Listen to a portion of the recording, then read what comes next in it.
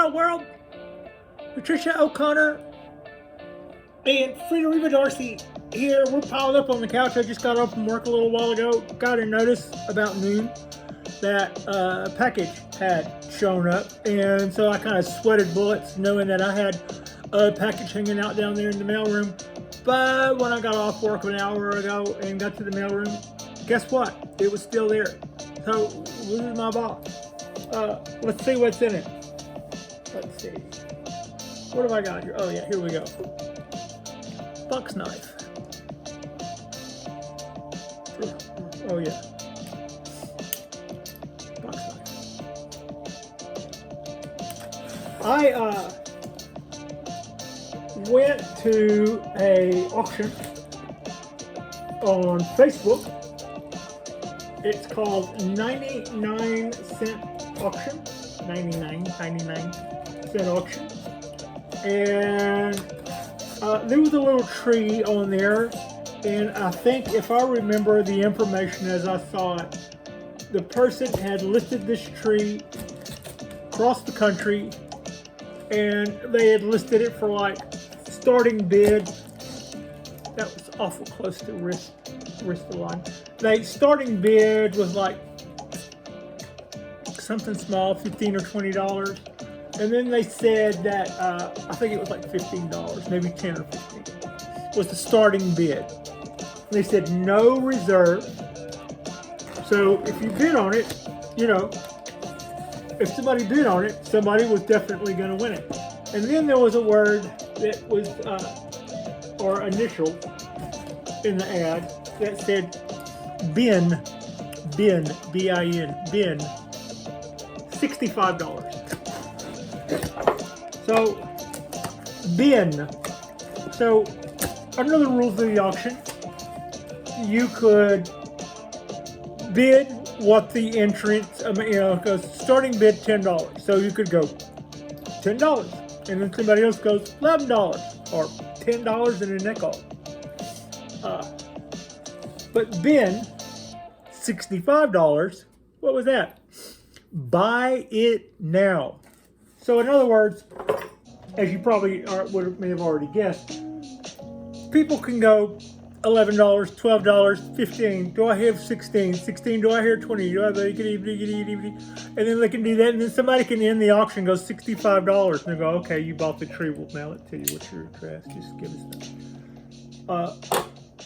When I found this tree, it was at $26, and it had 4 or 5 bids. A couple of gentlemen were casually, like one of them would go 20 and the other would go 21, and then somebody else would go 22, and then somebody else would go 23. Now, all of these people could have just went $65, I want the damn tree, send it to me. But they were all enjoying their little game of auction, you know, probably entertaining. And then along comes little Piggy. So I did the bin. I just bid bin. And also a couple of good things about this.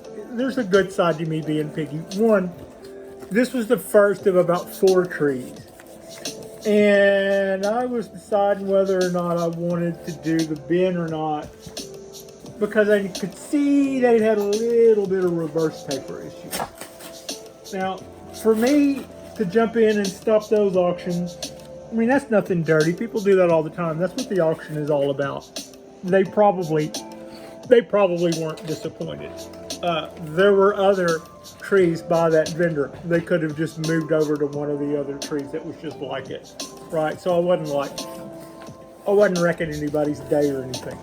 But I did notice that when he then listed a couple more trees to replace this one, that they were better. So I bought the first one, and he put the first one up. I don't know, maybe he just grabbed one, and then I looked at what I missed and decided it was better. That's probably just as. But I did think that this one had a slight reverse taper at the bottom. And I also noticed that the trees that he put on afterwards didn't. So that's what I get for bumping those guys out of the way whenever they were trying to enjoy their little auction. They got to turn around and bid on the other trees that were probably better. So yeah. Anyway, that's neither here nor there, but that just gives me something to talk about while this box outsmarts me. Okay. Also, we had peanuts. Oh God, I know. But here we are. We're gonna do partial reveal right now. Are you ready? Are you ready? This is the Mugo Pine. And it doesn't have a tumor, really. This is shrink wrap. It's green shrink wrap.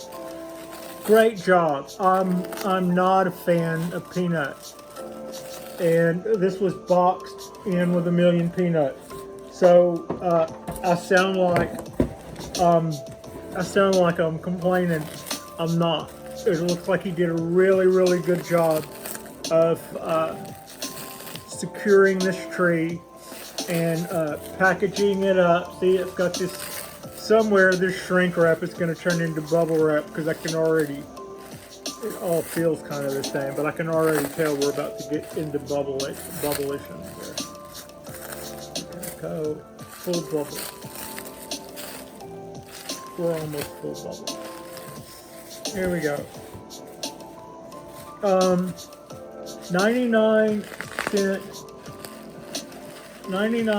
cent bonsai, and this is a Mugo Pine, and it was at about $25 or $26.50 or something whenever I happened upon the auction. And I looked at it for about an hour and then went, we'll fold it up. We'll fold it up, have a little fun with it. I don't have a Mugo Pine, and I'm not 100% sure they live down here. They are Mugo Pines. What do you know about Mugo Pine? Not anything, except for they are a high elevation pine. They have this really great little tiny foliage.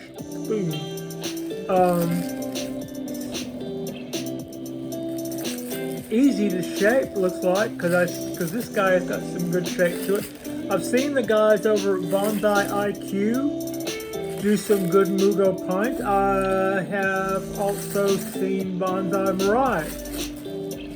I've seen that they had videos of Mugo Pines. I haven't watched any of those yet. I'm kind of trying to stay with the stuff that I currently have. So this is my first Mugo Pine. I don't know if I'm going to keep it. If I think it's going to do okay here, then I'll put some motion in it and change the pot. I don't think it's in the correct pot. And grow it. If I think that it won't survive here, I will put some motion in it, change the pot, because I don't think it is a proper pot for a pine. It's a glazed pot, a little glazed round. It's a cute pot. Be a good show hand pot for something. I just don't think it's a pine pot. And then we'll give it away to somebody. Yeah, you can see we got a no taper. It looked like to me like it was probably buried to there at some point, and when we uncovered it, we were looking at a tree like that, and when we went down and investigated the roots, look at there. Not a bad looking little tree. Now here's why. If I put a heavy wire on this guy and folded, you know how I am, and you know how I do. If I put a hard bend right in here, just like rough, then that part will get fat. Believe you me. I know how to get that. I know how to get that taper to play straight, and it's not by being straight. We're gonna put a hard bend in that, and then as the nutrients and everything go through that part of the trunk that we just are gonna put a hellacious bend in, that will fatten up that part of the trunk. It will cause a traffic jam, and it will do it kind of like that's a swollen point. Kind of like that's a swollen point. That's what happens when you put those real heavy folds in trees. Look at the heavy folds. Didn't this? Yeah, this is not going to, we can do stuff with this. We can do stuff with this. Now that leaves us It needs a lot of cleanup up here in the canopy. I mean, all we can tell is that there's a canopy, but we can't even see. We can't even see what's up in there. So a lot of that needs to be cleaned out. Yeah, okay, good looking little Mugo Pine. I'm gonna let it hang out here for a little while. Last time I said that with the other pine that I was way more excited about, that ponderosa. Don't you worry, I'm excited about you too. But I'm gonna leave it alone and let it rest. Actually lasted about 4 hours, and then I wired it. Chopped about 4 branches and wired the crap out of it. It looks really good. So that's probably what I'll do to this one too. Yeah, our first Mugo Pine. If I can have this tree, I'll keep it and make pretty things out of it, and we'll just start doing what we're doing to all our other trees. If I can't keep this tree, one of you lucky viewers will get a freshly new potted Mugo Pine. That is sphagnum moss on top to keep the top moist. Okay. And one of you lucky viewers, yeah, we won't do a contest. If I give the tree away, and I'm not for sure I'm going to give the tree away, I'm just going to see if it comes to find out that it doesn't grow here. I think I've seen people around here with Mugo Pines. It seems like I've seen a couple at the club. I'm curious. Anyway, if I find out I can't have it, I will give it to one of our subscribers. One of you. You won't have to do. I have this thing. Whenever I give treats to the dogs that come in the dog store, the owners will sometimes tell them, sit or lay down or sit or stand up. And I always go, no, we're not doing any tricks here on my watch. Nobody has to do crap. If you want something, we'll hand it out, but you don't have to do anything. Well, nobody's going to make you do anything. But we will be picking from our subscribers. So if you're already in, then you're already, yeah. Anyway, whatever we give stuff away, that'll be probably how we roll. This is a good looking little pot. It looks like they might have bored that out. Also, whenever you decide to take that teacup and bore them out like this, and bore that hole in the bottom, while you're there with the power tool, cut one of these edges out so the water has a place to escape. Otherwise, the water pulls up here, forms a seal, forms a watertight O-ring. The water stops running down the pot because it's got a seal here, and it won't evaporate off. Only the little bit of water that's facing the outside air evaporates off, and it gets replaced by the water behind it. Meanwhile, the water that was running down and getting replaced by oxygen, it stopped as soon as that seal formed. And then everything is going to be stopped right there, and it's just going to slowly but surely, ever so slightly evaporate off on the outside, getting replaced by the droplet of water on the inside. That's how you overwater a plant. In every American, those regular standard American terracotta pots, they all have that. They all have the hole directly in the bottom. There's no place for the water to vacate.